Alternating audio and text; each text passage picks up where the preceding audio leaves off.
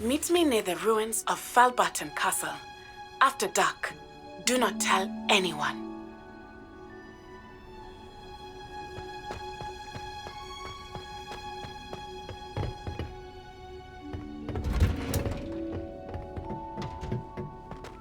Perhaps a hybrid.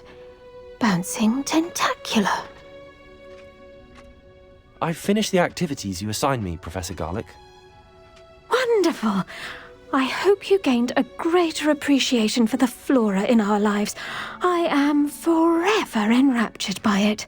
Just yesterday, I spent hours pruning my self-fertilizing shrubs and flutterby bushes.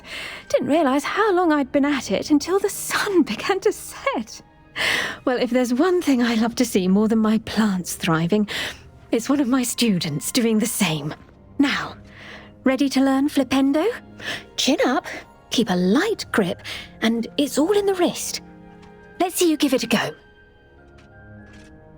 You will want to focus with this spell. Nothing as mortifying as knocking back a colleague when all you wanted to do was move a few pots.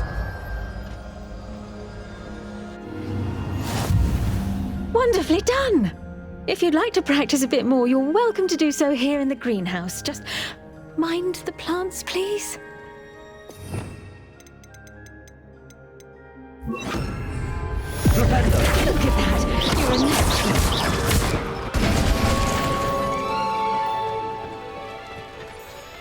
Professor, I was wondering where you're from. What's your background? Oh, how nice of you to ask. Well, let's see. I grew up in London, right on the Thames. Forgive me. I was sure you must have been raised in the countryside. I used to dream of just that. But it wasn't until I came to Hogwarts that I felt truly at home. Mind you, it did take some time, and whilst it is my fervent hope that each student eventually feels as at home here as I do, it is not always the case. I suppose that makes sense. Well, we each bloom differently, don't we? Some of us, like Devil's Snare, thrive in the shadows, whilst others crave the attention of a bouncing bulb. And we each grow and thrive according to our own plan. Oh, I was terribly nervous when I arrived at the castle. You see, as a child, I knew nothing of witches or wizards. You can imagine how astonished I was to receive my letter from Hogwarts. I spent a good deal of time alone in either the greenhouse or the library my first days here. I'm sorry the other students weren't more friendly. Oh, but I've given you the wrong impression. On the contrary, I was shown great kindness. In fact, a seventh year took me under her wing during those first days. She remains one of my dearest friends. Was it Sirona Ryan? It was indeed. How on earth did you know that? Sirona has been a good friend to me as well. In fact, I retrieved a box of letters from Mrs. Sprottle for her. Oh, darling Mrs. Sprottle.